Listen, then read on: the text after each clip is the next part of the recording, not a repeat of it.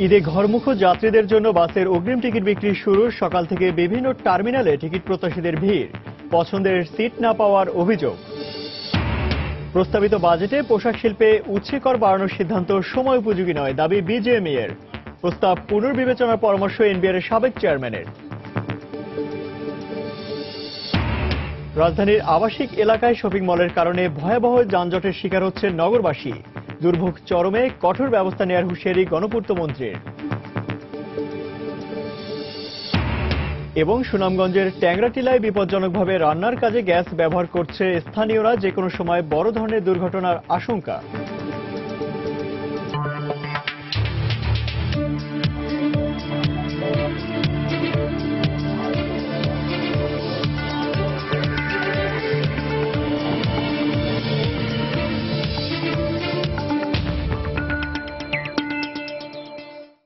দেখছিলেন শিরোনাম। আমন্ত্রণ জানাচ্ছি দেশ ও দেশের বাইরে অর্থ বাণিজ্যের নানা খবর নিয়ে আমাদের নিয়মিত আয়োজন এই সময়ের বাণিজ্যে। আর আপনার সঙ্গে আছি আমি ইমতিয়াজ আহমেদ। ঈদকে সামনে রেখে বাসের অগ্রিম টিকিট বিক্রি শুরু হয়েছে আজ। টিকিট পেলেও পছন্দসই সিট না পাওয়ার অভিযোগ করেছেন অনেক যাত্রী। সকাল থেকে রাজধানীর বিভিন্ন বাস টার্মিনালে টিকিট প্রত্যাশীরা ভিড় করেন। অনেকে ফজরের নামাজ পর থেকে লম্বা লাইনে অপেক্ষা করতে থাকেন। তবে লাইনের সামনে থেকেও বাসের পেছনের সারির টিকিট পাওয়ার অভিযোগ করেছেন অনেক যাত্রী। টিকিট বিক্রেতারা বলছেন, অনলাইনে আগেভাগে কিছু টিকিট বিক্রি হয়ে যাওয়ায় এবং 30 জুন, 1 জুলাই ও 4 জুলাইয়ের টিকিটের চাহিদা বেশি থাকায় যাত্রীরা এমন অভিযোগ করছেন। একজন ব্যক্তি সর্বোচ্চ 4টি টিকিট কিনতে পারবেন বলে জানান তারা।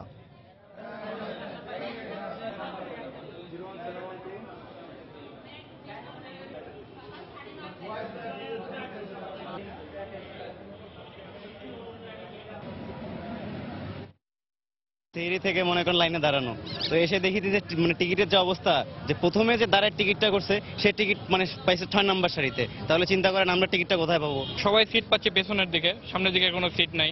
তাহলে সামনের দিকে সিটগুলো গেল কোথায়? অনলাইনেও আমরা টিকিট ছেড়েছি এবং রানিংও আমরা টিকিট ছেড়েছি। আসলে যাত্রীর চাহিদা মাফিক হয়তো সিট পাচ্ছে না, এই জন্যই বলতেছে। কিন্তু যাত্রীর চাপটা মূলত আসলে 30 তারিখ রাত্রে, 1 তারিখ সকালে এবং 4 তারিখ রাত্রে। দর্শক, এই মুহূর্তে গাবতলী বাস টার্মিনালে আছেন রিপোর্টার তোহা খান তামিম। সেখানকার সর্বশেষ খবর জানতে সরাসরি চলে যাচ্ছি তার কাছে। তামিম। ইমতিয়াজ, আপনি জানেন যে ঈদে ঘরমুখো মানুষের জন্য যে অগ্রিম টিকিট, সেই বাসের অগ্রিম টিকিট কিন্তু আজকে দেয়া হচ্ছে। আজকে প্রথম, আজকেই অর্থাৎ অগ্রিম টিকিট দেওয়ার আজকেই শুরুর দিন। এবং আপনাকে এর আগেও বলেছিলাম যে আজকে ভোর থেকে, অর্থাৎ ভোর 4টা থেকে মানুষ কিন্তু এখানে অপেক্ষা করছে টিকিটের জন্য, যারা টিকিট প্রত্যাশী। আপনাকে যদি আমি একটু দেখাতে চাই, যে আপনি দেখতে পাচ্ছেন যে দীর্ঘ লাইন পড়ে আছে এখানে। লাইন ধরে মানুষ আসলে টিকিট প্রত্যাশী যারা আছে তারা আসলে অনেক কষ্ট করে, রোদের মধ্যে অনেক কষ্ট করে আসলে এখানে দাঁড়িয়ে আছে ভোর থেকে। কেউ কেউ বলছেন যে গত রাত থেকে আসলে অনেকে এখানে দাঁড়িয়ে আছেন, এমনও শোনা যাচ্ছে। তো মূলত আজকে একজন ব্যক্তি টিকিট নিতে পারবেন এবং যে কোনো তারিখের আসলে টিকিট নিতে পারবেন। তো উত্তরবঙ্গের যে মূলত যে জেলাগুলি আছে, অর্থাৎ রংপুর বিভাগ, রাজশাহী বিভাগ, রংপুর এবং রাজশাহী বিভাগের সংশ্লিষ্ট যে জেলাগুলি, সেই জেলাগুলির মূলত আসলে টিকিট দেওয়া হচ্ছে। আপনি জানেন যে উত্তরবঙ্গে অন্যতম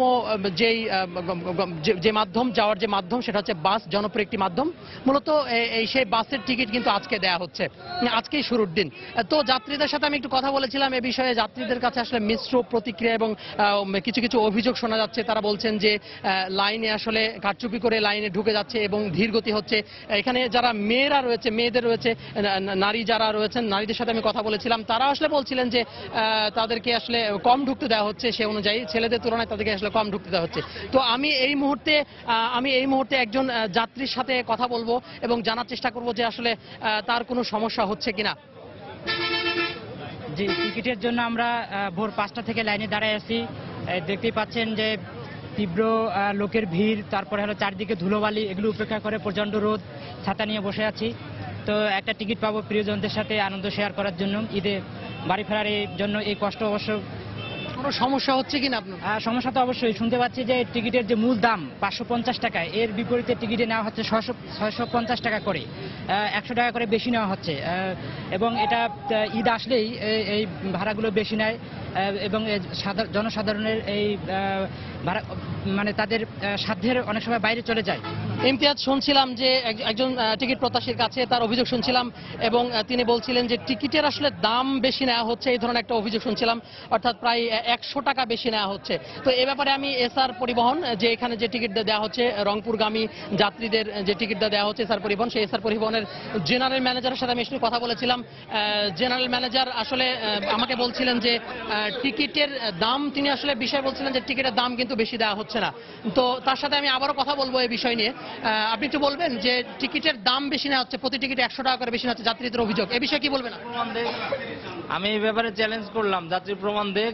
আমার কাছে মালিক সমিতির ভাড়ার চার্ট আছে বিআরটিএ কর্তৃক, আমি চার্ট দেখাবো যে আমরা 1 টাকা বেশি নিচ্ছি কিনা, তারপরে আমি বলবো। যাত্রী বলুক যে কোন রুটে সে ভাড়া 100 টাকা বেশি দিচ্ছে, কোন রুটের বলুক। আচ্ছা, এর আগে শুনছিলাম যে টিকিট অর্থাৎ শেষের দিকে টিকিট দেওয়া হচ্ছে, অর্থাৎ শেষের দিকে, বাসের শেষের দিকে টিকিট দেওয়া হচ্ছে, প্রথম দিকে টিকিট দেওয়া হচ্ছে না, এটা কি বিষয়? আচ্ছা দেখেন, এই যে এখন এই আপনার টিকিটটা দেন, এই যে টিকিট কাটলো এখনই দেখেন ওনার এই টিকিট দ্বিতীয় লাইনে টিকিটগুলো হয়েছে, দেখেন দেখেন এই ক্যামেরা দেখেন যে এই সিটগুলো সে পেয়েছে। তাহলে এই সিটগুলো না থাকলে মানে কেমনে পেলো এই টিকিটগুলো? যে ডেটের টিকিটগুলো আছে, যে সময়ের আছে, অবশ্যই ভালো সিট থাকলে অবশ্যই পাচ্ছে। কথা বলছিলাম এসআর পরিবহনের অ্যাসিস্ট্যান্ট জেনারেল ম্যানেজার, তার সাথে কথা বলছিলাম এবং তিনি আসলে বলছিলেন যে কোনো রকম কোনো অতিরিক্ত ভাড়া নেওয়া হচ্ছে না এবং যাত্রীদের যে অভিযোগ বরাবরই ছিল সেই অভিযোগ কিন্তু আসলে শুনছিলাম যে সামনের সিটের যে অভিযোগের কথা ছিল সেটাও কিন্তু আসলে তারা অস্বীকার করছেন। তো ইমতিয়াজ, ঘরমুখ মানুষের যে ব্যস্ততা প্রতি বছরই লক্ষ্য করি, এবারও কিন্তু সেই ব্যস্ততা লক্ষ্য করছি এবং সবকিছু উপেক্ষা করে, এই কষ্ট উপেক্ষা করে মানুষ কিন্তু প্রিয়জনের সাথে ঈদ করতে যাবে, সেই সুখের জন্য আসলে এত কষ্ট করছে। তো ইমতিয়াজ, এই ছিল এখানকার সর্বশেষ।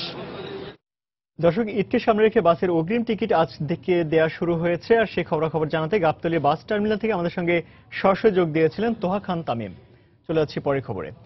2016-17 অর্থ বছরের জন্য প্রস্তাবিত বাজেটে পোশাক শিল্পে উৎসে কর বাড়ানোর সিদ্ধান্ত সময় উপযোগী নয় বলে দাবি করেছে রপ্তানিকারকদের সংগঠন ইএবি। আর এই প্রস্তাব কার্যকর হলে ছোট ও মাঝারি আকারে অনেক পোশাক কারখানা বন্ধ হয়ে যাওয়ার আশঙ্কা করছে তৈরি পোশাক শিল্প মালিকদের সংগঠন বিজিএমএ। তাই পরিস্থিতি বিবেচনায় উৎসে কর বাড়ানোর প্রস্তাব পুনর্বিবেচনা করার পরামর্শ দিয়েছেন এনবিআর এর সাবেক চেয়ারম্যান। বিস্তারিত কামরুল হাসান সবুজের রিপোর্টে। পোশাক শিল্প বাংলাদেশের প্রথম রপ্তানি খাতগুলোর অন্যতম। গত 2 জুন প্রবৃদ্ধি, উন্নয়ন ও সমতা ভিত্তিক সমাজ প্রতিষ্ঠার পথে অগ্রযাত্রা, এমন স্বপ্ন সম্ভাবনার প্রায় 3.5 লাখ কোটি টাকার বাজেট প্রস্তাব করেন অর্থমন্ত্রী। প্রস্তাবিত এই বাজেটে মোট রাজস্ব আদায়ের লক্ষ্যমাত্রা ধরা হয়েছে 2,42,752 কোটি টাকা।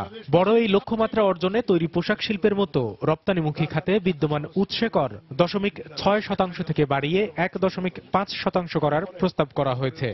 সরকারের এই সিদ্ধান্ত পোশাক শিল্পের রপ্তানি লক্ষ্যমাত্রা অর্জনের পথে বাধা হয়ে দাঁড়াবে বলে মনে করছেন এ খাতের ব্যবসায়ীরা।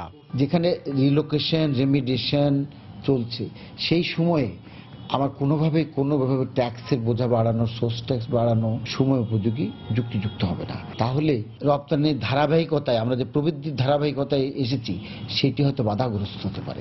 বর্তমান পরিস্থিতিতে উৎসে কর না বাড়িয়ে এ খাতে বিনিয়োগ বান্ধব পরিবেশ নিশ্চিত করার দাবি জানিয়েছে তৈরি পোশাক শিল্প মালিকদের সংগঠন বিজিএমইএ। এটা আমাদের শিল্পের জন্য একটা বড় বাধা হয়ে দাঁড়াবে। ছোট এবং মাঝারি শিল্প সব বন্ধ হয়ে যাবে। ট্যাক্সের দিকে নজর না দিয়ে সরকারের সহযোগিতা করা উচিত। ট্যাক্স কমাইয়া দিল, ইনভেস্টমেন্ট এবং এমপ্লয়মেন্টের দিকে নজর দেওয়া উচিত। বড় অঙ্কের রাজস্ব আদায়ে করের আওতা ও পরিমাণ বাড়ানো যেমন জরুরি, তেমনি পোশাক শিল্পের মতো উৎপাদনশীল খাতে কর সুবিধা থাকা উচিত বলে মনে করেন এনবিআর এর এই সাবেক চেয়ারম্যান। 0.6 যেটা ছিল ওইটা 1.5 করা হয়েছে। এটা ভালো করে বিবেচনার বিষয়। এমন কিছু সেক্টর আছে যাকে বরং প্রণোদনা দিলে সে যদি গ্রো করে, তাহলে কিন্তু অনেক কারণে আমি ইনডাইরেক্ট ট্যাক্স পেতে পারি।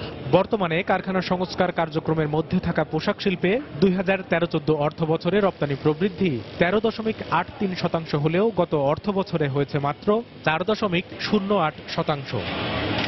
কামরুল হাসান সবুজ, সময় সংবাদ, ঢাকা। 2016-17 অর্থ বছরের প্রস্তাবিত বাজেটে তৈরি পোশাক ও বস্ত্র খাতের উৎসে কর কমানোর দাবি জানিয়েছে বিজিএমএ। রোববার রাজধানীর আর্মি গলফ ক্লাবে আয়োজিত ইফতার মাহফিলে সরকারের কাছে এ দাবি জানান সংগঠনটির সভাপতি সিদ্দিকুর রহমান। তিনি বলেন, আন্তর্জাতিক বাজারের সঙ্গে দেশের তৈরি পোশাক শিল্পের ব্যবসায়িক সামঞ্জস্য ধরে রাখতেই এই সিদ্ধান্ত পুনর্বিবেচনা প্রয়োজন। এ সময় বাণিজ্যমন্ত্রী তোফায়েল আহমেদ, শ্রম ও কর্মসংস্থান প্রতিমন্ত্রী মুজিবুল হক চুন্নু ছাড়াও ইফতার মাহফিলে যোগ দেন বিভিন্ন পর্যায়ের ব্যবসায়ী ও শ্রমিক নেতারা।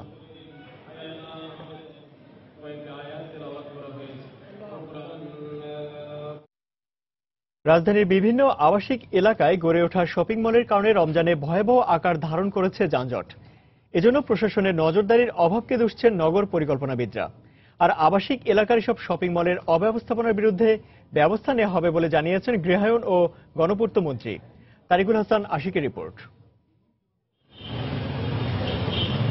এটি রাজধানীর একটি আবাসিক এলাকা। কাগজে কলমে আবাসিক হলেও চিত্র সম্পূর্ণই ভিন্ন।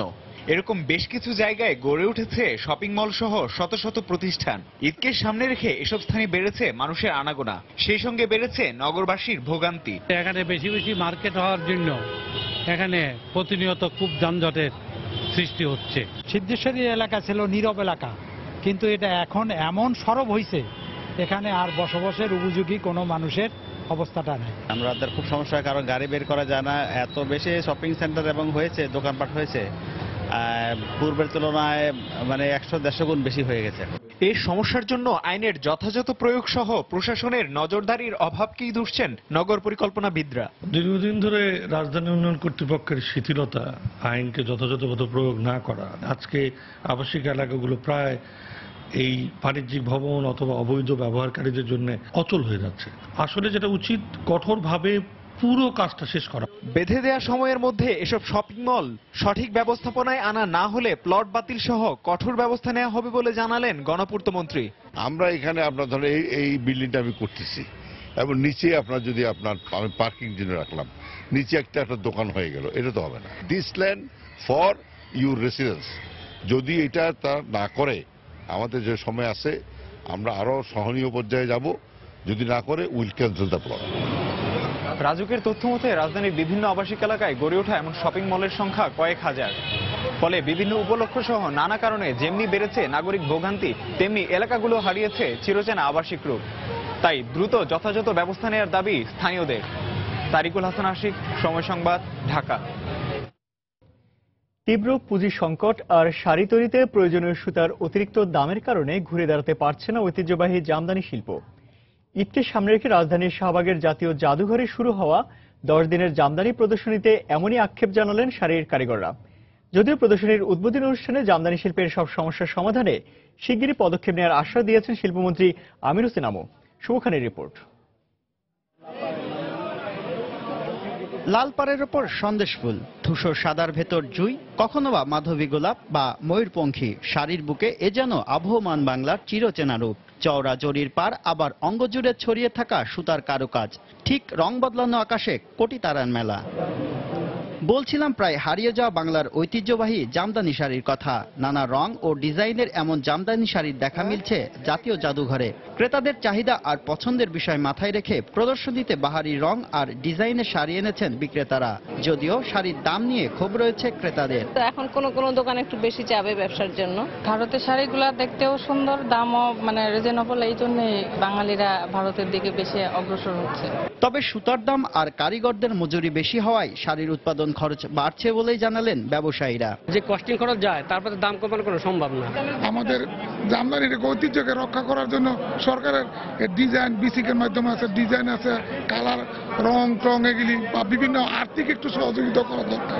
এর আগে মেলার উদ্বোধনী অনুষ্ঠানে জামদানি শিল্পের বিকাশে সব ধরনের সহযোগিতার আশ্বাস দিয়েছেন শিল্পমন্ত্রী। শিল্প নগরী স্থাপন করা হয়েছে, তা বাস্তবায়নে বিসিক আরো তৎপর হবে। জামদানির সাথে সম্পৃক্ত নয় এমন কেউ প্লট নিয়ে থাকেন, সেগুলি অবিলম্বে বাতিল করতে হবে এবং যারা জামদানি শিল্পের সাথে জড়িত তাদের মাঝে এটা আবার বিতরণ করতে হবে। 10 দিনের প্রদর্শনীতে শুক্র ও শনিবার সকাল 10টা থেকে বিকেল 5টা আর সপ্তাহের অন্যান্য দিন সকাল 10টা থেকে বিকেল 3:30টা পর্যন্ত কোনো প্রবেশ মূল্য ছাড়াই আসতে পারবেন দর্শনার্থীরা। শুভ খান, সময় সংবাদ, ঢাকা। মুসলিম জামদানি ও টাঙ্গাইলের তাঁতের শাড়ি তৈরির কারিগরদের দক্ষতা উন্নয়নে বিভিন্ন মন্ত্রণালয় কাজ করছে বলে জানিয়েছেন মহিলা ও শিশু বিষয়ক প্রতিমন্ত্রী মেহের আফরোজ চুমকি। রোববার রাজধানীর সিদ্ধেশ্বরী উচ্চ বালিকা বিদ্যালয় মাঠে আয়োজিত আন্তর্জাতিক জামদানি মেলার উদ্বোধনী অনুষ্ঠানে এই কথা জানান তিনি। মাসব্যাপী এই মেলায় 75টি স্টলে মুসলিম জামদানি, টাঙ্গাইলের তাঁতের শাড়ির পসরা সাজিয়েছেন দেশের বিভিন্ন অঞ্চল থেকে আসা ব্যবসায়ীরা। এছাড়া তাঁতের 3 পিস, বুটিকের শাড়ি, সালোয়ার কামিজ, লুঙ্গি পাওয়া যাবে এই মেলায়। মেলা খোলা থাকবে প্রতিদিন সকাল 10টা থেকে রাত 10টা পর্যন্ত।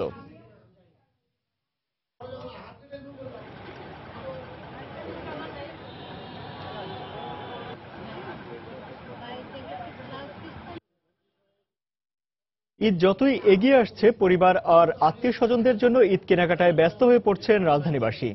নারী, পুরুষ, শিশু এবং বৃদ্ধদের জন্য আলাদা ঈদ আয়োজন নিয়ে এসেছে বুটিক হাউসগুলো। উচ্চবিত্ত, উচ্চ মধ্যবিত্ত ও মধ্যবিত্ত ক্রেতাদের পছন্দের কথা মাথায় রেখেই দাম নির্ধারণ করেছে দোকানগুলো। যারা রুচিসম্মত আর দেশীয় কাপড়ে ঈদ উদযাপন করতে চান, কেনাকাটা করছেন তারা নামকরা বুটিক অথবা ফ্যাশন হাউসগুলোতে। শিশু থেকে শুরু করে সব বয়সের মানুষের ভিড় সেখানে।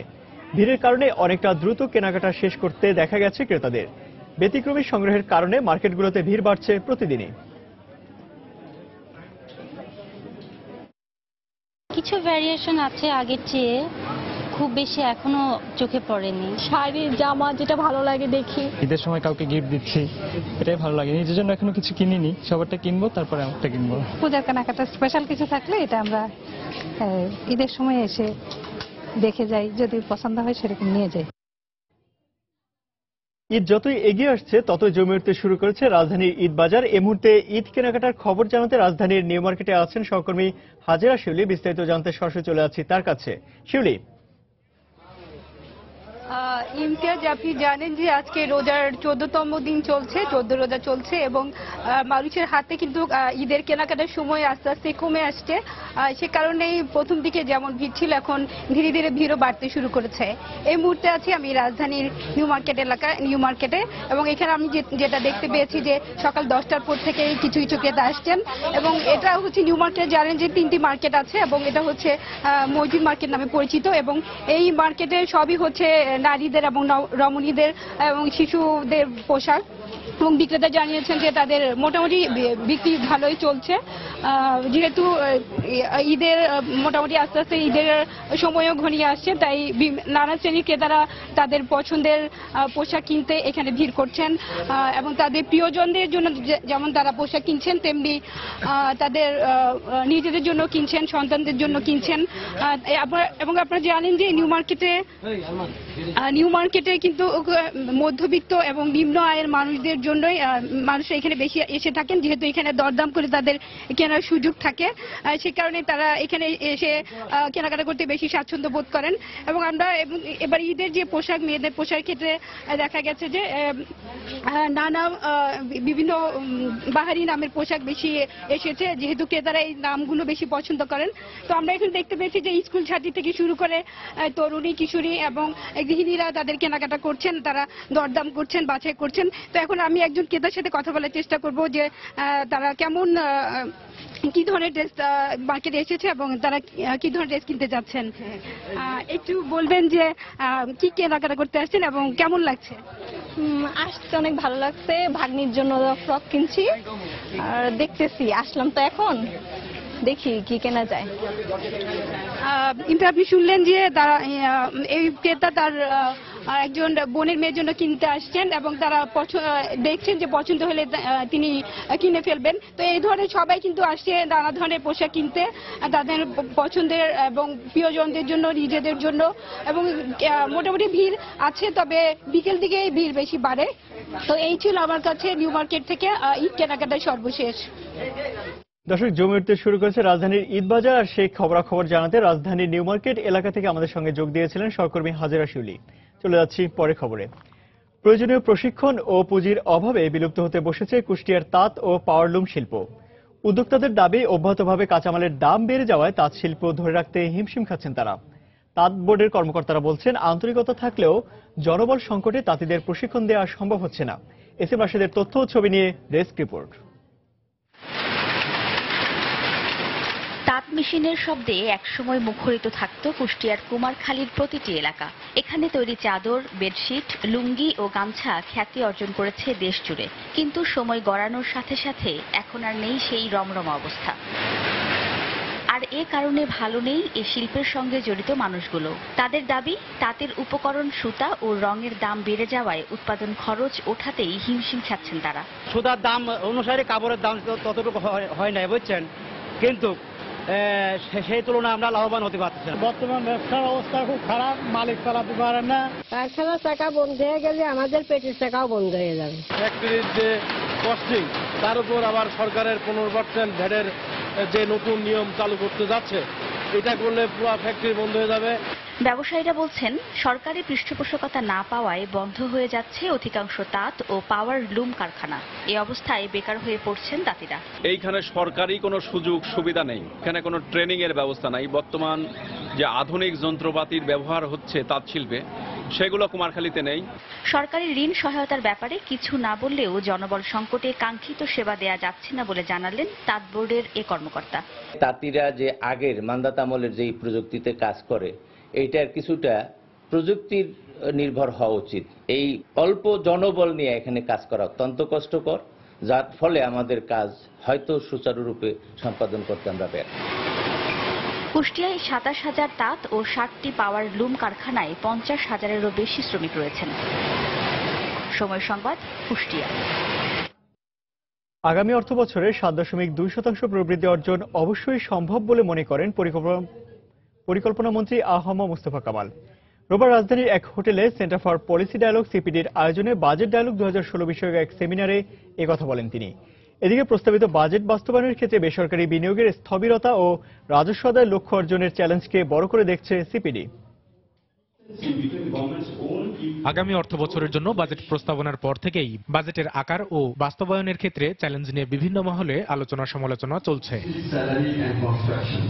বাজেটের পর্যালোচনা ও প্রস্তাবিত বাজেট বাস্তবায়নের সম্ভাবনা নিয়ে বেসরকারি গবেষণা সংস্থা সেন্টার ফর পলিসি ডায়ালগ সিপিডির আলোচনায় উঠে এসেছে আগামী অর্থবছরের জন্য বেশ কিছু চ্যালেঞ্জ।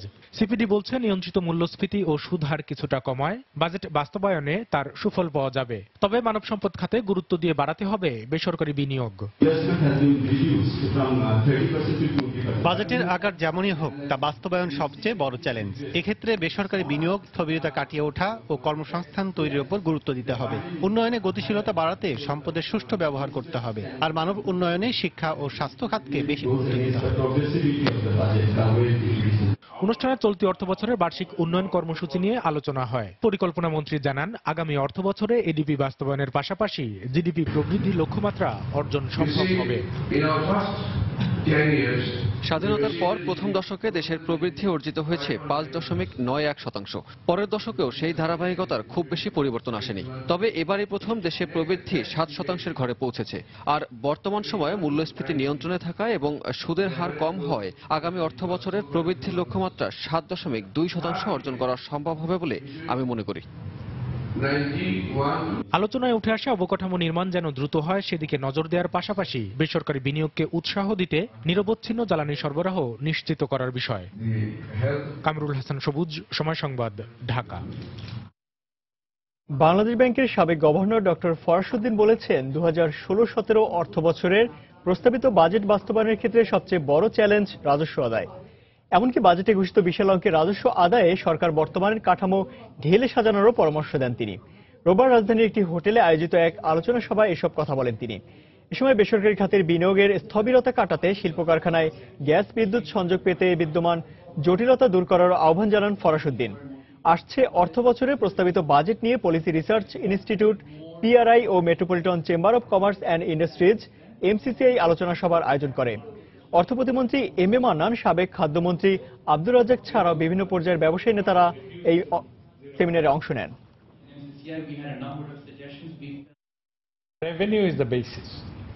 আমি আবারও বলছি, রাজস্বই বাজেটের সবচেয়ে গুরুত্বপূর্ণ বিষয়। রাজস্ব আদায়ের উপরই নির্ভর করে বাজেটের সফলতা ব্যর্থতা। সুতরাং নীতি নির্ধারণী মহলকে নতুন করে ভাবতে হবে। আমরা একদিকে বলছি বিনিয়োগ বাড়াতে হবে, অন্যদিকে শিল্প কারখানায় গ্যাস বিদ্যুৎ সংযোগে দীর্ঘসূত্রিতা কাটাতে পারছি না, শিল্প খাতে দক্ষ মানব সম্পদ যোগান দিতে পারছি না। তাহলে কিভাবে বিনিয়োগ বাড়বে?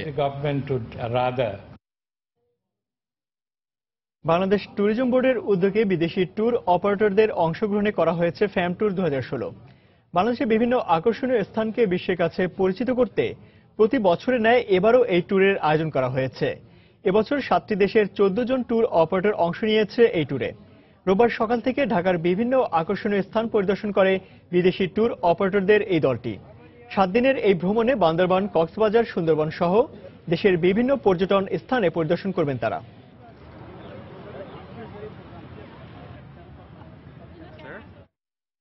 বাংলাদেশের যে সমস্ত টুরিস্ট প্রোডাক্টগুলো আছে, আকর্ষণীয় স্থানগুলো আছে, এগুলোকে বিশ্বের বিভিন্ন দেশে পরিচিতি লাভ করার জন্য আসলে আমাদের এই ফ্যামিলাইজেশন ট্যুরের আয়োজন করা। যে সমস্ত ট্যুরিস্ট প্রোডাক্টগুলো আছে, ট্যুরিস্ট স্থানগুলো আছে, এগুলো তারা দেখবে, অবজারভেশন করবে এবং তাদের দেশে গিয়ে প্রত্যেকে এই যার যার সেক্টর থেকে তাদেরকে উৎসাহিত করবে এবং তাদের দেশে পত্রিকায় এটা প্রকাশিত হবে।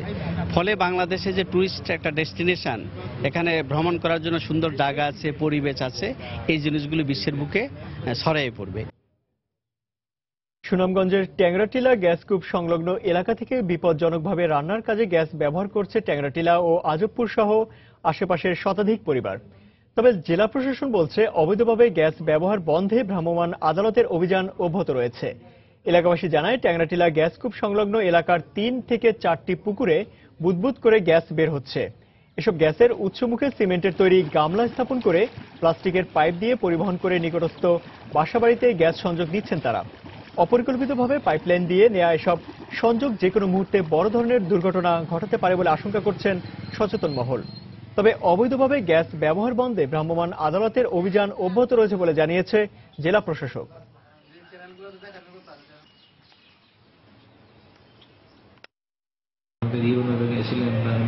বলা আছে যে তারা মাঝে মধ্যে মোবাইল কোড করে যদি এরকম করে থাকে এটা বিপজ্জনক এবং এটা থেকে তারা নিবৃত্ত থাকবে এবং তারা করছেও তাই। প্রায়ই জলদস্যুর হামলার শিকার হচ্ছেন উপকূলের জেলেরা। প্রতি বছর র্যাব, পুলিশ ও কোস্টগার্ডের অভিযানেও রোধ করা যাচ্ছে না দস্যু বাহিনীর তৎপরতা। জেলেরা বলছেন শুধু অভিযান নয়, সুন্দরবন সংলগ্ন সমুদ্রের বেশ কয়েকটি পয়েন্টে নৌবাহিনীর ক্যাম্প বা ঘাঁটি স্থাপন করা হলে বন্ধ হবে দস্যুদের তৎপরতা। তবে এ বিষয়ে সরকার পদক্ষেপ নিচ্ছে বলে জানিয়েছেন স্থানীয় সংসদ সদস্য। বরগুনা থেকে এম এ আজিমের তথ্য ও এস এম শিফাতের তোলা ছবি নিয়ে ডেস্ক রিপোর্ট। দেশের দক্ষিণ পশ্চিমাঞ্চলে সমুদ্র উপকূলীয় বিস্তীর্ণ এলাকা জুড়ে সুন্দরবন। গভীরে বনের মধ্যে আস্তানা গড়ে জলদস্যুরা তাদের তাণ্ডব চালাচ্ছে।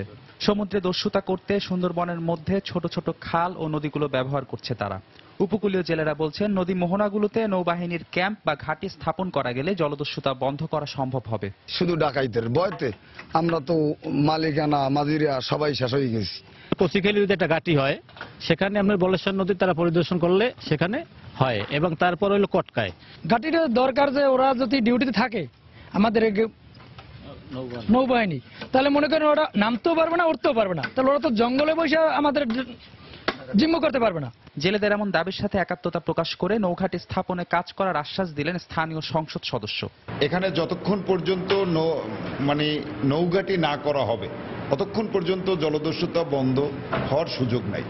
তবে আমাদের গভর্নমেন্টের পরিকল্পনা আছে একটি নৌঘাটি করার, নৌঘাটি করে এই জলদস্যুতা ইনশাআল্লাহ বন্ধ করা হবে। সুন্দরবন সংলগ্ন সমুদ্র উপকূলের কচিখালি, কটকা ও মেয়ারহালি এই 3টি পয়েন্টের মোহনায় নৌঘাটি স্থাপন করা গেলে সুন্দরবনে জলদস্যুদের আস্তানা গড়া ও কার্যক্রম বন্ধ হবে বলে আশা জেলেদের। সময় সংবাদ, বরগুনা। বেসরকারি উন্নয়ন প্রকল্প বাস্তবায়নে $13 কোটি অতিরিক্ত অর্থ পেতে বিশ্বব্যাংকের অঙ্গ সংগঠন আইডিএ ও সরকারের মধ্যে এক ঋণ চুক্তি স্বাক্ষর হয়েছে। রোববার রাজধানীর আগারগাঁওয়ে পরিকল্পনা মন্ত্রণালয়ে এ উপলক্ষে এক অনুষ্ঠানের আয়োজন করা হয়।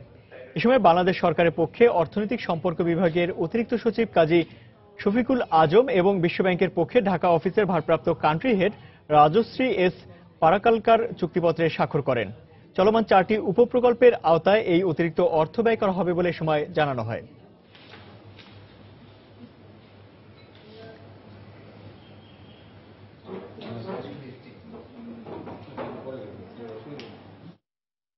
এবার দেশের বাইরের অর্থ বাণিজ্যের খবর। ব্রিটেনে বিরোধী দল লেবার পার্টির এমপি জো কক্স হত্যাকাণ্ডের পর চালানো জনমত জরিপে ইউরোপীয় ইউনিয়নের থাকার পক্ষে মত দিয়েছে বেশিরভাগ নাগরিক। এদিকে এই হত্যাকাণ্ডের পর গণভোট না হওয়ার আশঙ্কা উড়িয়ে দিয়েছে ব্রিটিশ প্রধানমন্ত্রী ডেভিড ক্যামেরুন। অন্যদিকে ইউরোপীয় ইউনিয়ন থেকে বেরিয়ে গেলে ব্রিটেন একটি ছোট দেশে পরিণত হবে মন্তব্য করেছেন ইউরোপীয় ইউনিয়নের নেতারা। ব্রিটেনের ইউ থেকে বেরিয়ে যাওয়ার ফলে যুক্তরাষ্ট্র সহ পুরো বিশ্বের অর্থনীতিতে বড়সড় ধাক্কা লাগতে পারে বলে আশঙ্কা প্রকাশ করেছেন অর্থনীতিবিদরা। এই প্রথমবারের মতো দুটি জনমত জরিপে ইউরোপীয় ইউনিয়নে থাকার পক্ষে মত দিয়েছে জরিপে অংশ নেওয়া বেশিরভাগ ব্রিটিশ। এর আগে প্রতিটি জনমত জরিপেই ইউরোপীয় ইউনিয়নে না থাকার পক্ষে রায় এসেছিল। এবার দেখা গেল তার ঠিক বিপরীত চিত্র। শুক্র শনিবারের দুই জনমত জরিপে দেখা যায় প্রায় 45% মানুষ ব্রিটেনের ইইউ থেকে বেরিয়ে যাওয়া বা ব্রেক্সিটের বিপক্ষে, তবে 42% ভোটার এখনো ব্রেক্সিটের পক্ষে। হিসেবের দিক থেকে মাত্র 3% এগিয়ে থাকলেও ব্রেক্সিটের বিপক্ষে রাজনীতিবিদরা আশাবাদী হয়ে উঠছেন এই জনমত জরিপের ফলাফলে। এদিকে লেবার দলীয় এমপি জো কক্সের নৃশংস হত্যাকাণ্ডের পরেও ব্রেক্সিট বিষয়ে গণভোট থেকে ফিরে আসা সম্ভব নয় বলে জানিয়েছেন প্রধানমন্ত্রী ডেভিড ক্যামেরন। তবে আগামী বৃহস্পতিবারের গণভোটে ইউরোপীয় ইউনিয়নে না থাকার রায় এলে সেটি চরম ভুল সিদ্ধান্ত হবে বলে মন্তব্য করেছেন তিনি। সানডে টেলিগ্রাফকে দেওয়া এক সাক্ষাৎকারে তিনি বলেন, যেসব ব্রিটিশ নাগরিক ইউরোপীয় ইউনিয়নে না থাকার বিষয়ে এখনো দ্বিধায় রয়েছেন তাদের ইউরোপীয় ইউনিয়ন ছাড়ার চিন্তা বাদ দেওয়া উচিত। আমরা ঐক্যের বদলে ভাগ হয়ে যেতে চাই না। এর ফলে সমস্যা বাড়বে। তাতে যে কোনো ধরনের সমস্যা এককভাবে মোকাবেলা করতে হবে। বর্তমান বৈশ্বিক অবস্থায় যেটি অনেক কঠিন। নাইজেল ফারাজের নীতি ব্রিটেনকে পেছনের দিকে নিয়ে যাওয়া। আমরা সামনের দিকে এগোতে চাই। এদিকে ইউরোপীয় ইউনিয়নে না থাকলে ব্রিটেন বৈশ্বিক প্রেক্ষাপটে একটি ক্ষুদ্র দেশে পরিণত হবে বলে মন্তব্য করেছেন ফ্রান্সের অর্থমন্ত্রী ইমানুয়েল মাক্রন। ব্রিটেন ইইউ থেকে বেরিয়ে যাওয়ার সিদ্ধান্ত নিলে তা সামগ্রিকভাবে ইউরোপীয় ইউনিয়নের ভাঙনের প্রক্রিয়া শুরু হতে পারে বলেও সতর্ক করেছেন তিনি। এদিকে ব্রিটেনের ইউরোপীয় ইউনিয়নে না থাকাকে বিশ্বের অর্থনীতিতে এর ফলাফল মারাত্মক হবে বলে মন্তব্য করেছেন আইএমএফ সহ বিশ্বের বেশ কয়েকটি অর্থনৈতিক ফোরামের বিশেষজ্ঞরা। এরই মধ্যে ব্রেক্সিটের প্রভাবে লন্ডনের স্টক ইন্ডেক্স মাত্র 2 সপ্তাহের ব্যবধানে 6 পয়েন্টের নিচে নেমে গেছে। এই ধরনের আশঙ্কাজনক চিত্র প্রকাশের পর ব্রিটেনের অর্থনৈতিক প্রবৃদ্ধি আগামী 3 বছরে 5.6 এর নিচে নেমে যেতে পারে বলে আশঙ্কা প্রকাশ করেছেন অর্থনীতিবিদরা। শাশ্বত সত্য, সময় সংবাদ। ব্রিটেন ইউরোপীয় ইউনিয়ন থেকে বেরিয়ে গেলে 2019 সাল নাগাদ 5.6% জিডিপির প্রবৃদ্ধির ধারা থেকে ব্রিটেন বঞ্চিত হবে বলে জানিয়েছে আন্তর্জাতিক মুদ্রা তহবিল। ইউ থেকে বেরিয়ে গেলে ব্রিটেনের অর্থনীতি ঝুঁকির মুখে পড়বে বলে মনে করছে আইএমএফ। ব্রেক্সিট হলে 2017 সাল নাগাদ মন্দার মুখে পড়তে পারে ব্রিটেন। 2019 সাল নাগাদ ব্রিটেনের প্রবৃদ্ধি হতে পারে 1.4%, আর 2021 সাল নাগাদ এ হার পৌঁছতে পারে 2.9%। তবে ইউরোপের অন্যান্য দেশগুলোর চেয়ে প্রবৃদ্ধির দিক দিয়ে ব্রিটেন অনেক পিছিয়ে পড়বে বলে পূর্বাভাস দিয়েছে আইএমএফ। ইইউ থেকে পেরিয়ে গেলে নতুন বাণিজ্যিক নীতিতে আন্তর্জাতিক বাজারে ব্যবসা পরিচালনা করতে হবে ব্রিটেনকে, যা দেশটির অর্থনীতিকে ঝুঁকির মুখে ফেলবে।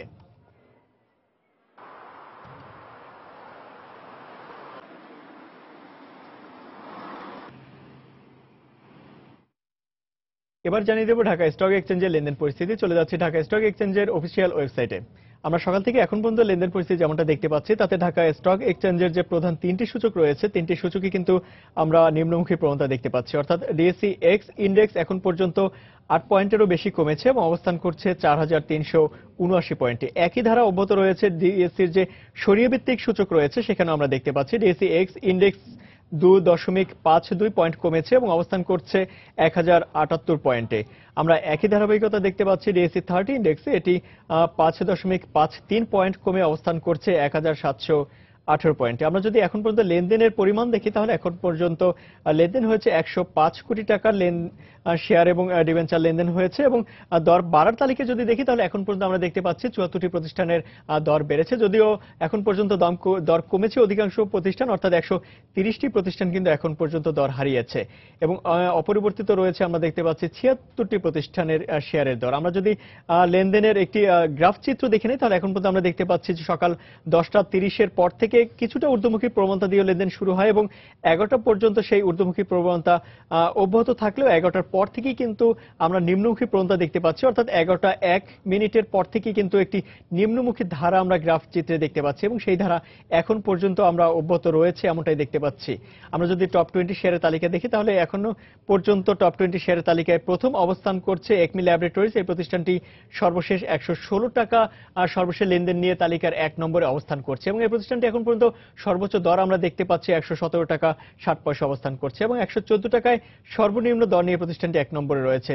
তালিকার 2 নম্বরে আমরা দেখতে পাচ্ছি স্কয়ার ফার্মা। এই প্রতিষ্ঠানটি 259 টাকা সর্বশেষ লেনদেন এবং 259 টাকা 50 পয়সায় সর্বোচ্চ দর নিয়ে তালিকার 2 নম্বরে অবস্থান করছে এই প্রতিষ্ঠানটি। যদিও এই প্রতিষ্ঠানটি এখন পর্যন্ত 258 টাকা 90 পয়সায় সর্বনিম্ন দরে লেনদেন হচ্ছে।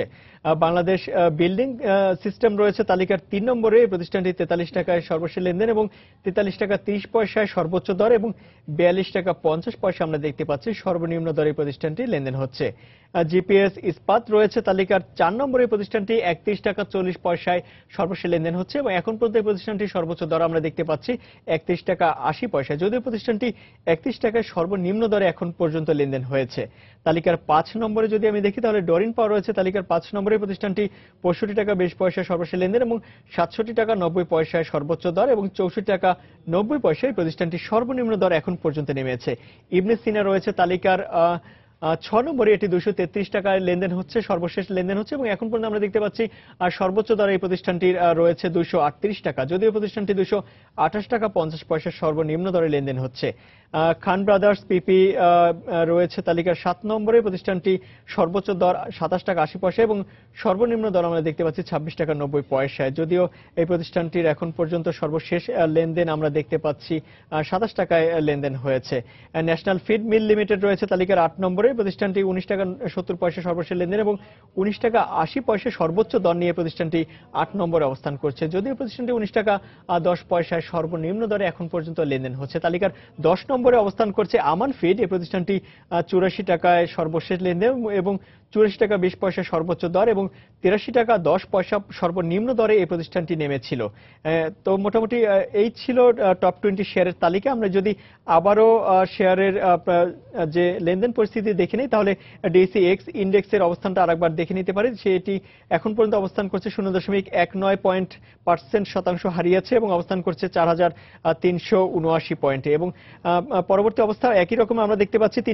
তিনটি সূচকেরই আমরা এখন নিম্নমুখী প্রবণতা দিয়ে দেখেছিলাম, এখন সেই অবস্থানই রয়েছে। 1078 পয়েন্টে রয়েছে ডিএসই এক্স ইন্ডেক্স এবং ডিএসই 30 ইন্ডেক্স 1718 পয়েন্টের মতো অবস্থান করছে এবং এখন পর্যন্ত লেনদেন পরিস্থিতি দেখতে পাচ্ছি 105 টাকার শেয়ারের হাত বদল হয়েছে এবং দর বাড়ার তালিকা আমরা দেখতে পাচ্ছি সর্বোচ্চ দর 74 টাকা এবং 74টি প্রতিষ্ঠানের সর্বোচ্চ লেনদেন হয়েছে এবং দর বেড়েছে এবং সর্বনিম্ন দরে আমরা দেখতে পাচ্ছি 130টি প্রতিষ্ঠানের শেয়ারের দর রয়েছে এবং যদিও 76টি প্রতিষ্ঠান এখন পর্যন্ত অপরিবর্তিত রয়েছে। শুরুতে যেমনটা আমি জানিয়েছিলাম যে নিম্নমুখী প্রবণতা দিয়ে শুরু হয়েছিল, এখন পর্যন্ত কিন্তু সেই ধারা অব্যাহত রয়েছে এবং 11টা 40 বেজে পার হওয়ার পর থেকে কিন্তু সেই নিম্নমুখী ধারাই এখন পর্যন্ত অব্যাহত রয়েছে এবং ধীরে ধীরে কিন্তু সেই নিম্নমুখী ধারার দিকেই সেটি অব্যাহত রয়েছে, যদিও বেলা বাড়ার সঙ্গে সঙ্গে সেই পরিবর্তন হতে পারে এমনটা সম্ভাবনা আমরা এখন পর্যন্ত দেখতে পাচ্ছি না। তো মোটামুটি ঢাকা স্টক এক্সচেঞ্জের লেনদেন পরিস্থিতি ছিল এরকম। আবারও জানিয়ে দিচ্ছি এ সময়ের বাণিজ্যের শিরোনামগুলি। ঈদে ঘরমুখী যাত্রীদের জন্য বাসের অগ্রিম টিকিট বিক্রি শুরু, সকাল থেকে বিভিন্ন টার্মিনালে টিকিট প্রত্যাশীদের ভিড়, পছন্দের টিকিট না পাওয়ার অভিযোগ। প্রস্তাবিত বাজেটে পোশাক শিল্পের উৎসে কর বাড়ানোর সিদ্ধান্ত সময়োপযোগী নয় দাবি বিজিএম এর, প্রস্তাব পুনর্বিবেচনার পরামর্শ এনবিআর এর সাবেক চেয়ারম্যানের। রাজধানীর আবাসিক এলাকার শপিং মলের কারণে ভয়াবহ যানজটের শিকার হচ্ছে নগরবাসী, দুর্ভোগ চরমে, কঠোর ব্যবস্থা নেওয়ার হুঁশিয়ারি গণপূর্ত মন্ত্রীর। এবং সুনামগঞ্জের ট্যাংরাটিলায় বিপজ্জনকভাবে রান্নার কাজে গ্যাস ব্যবহার করছে স্থানীয়রা, যে কোনো সময় বড় ধরনের দুর্ঘটনার আশঙ্কা।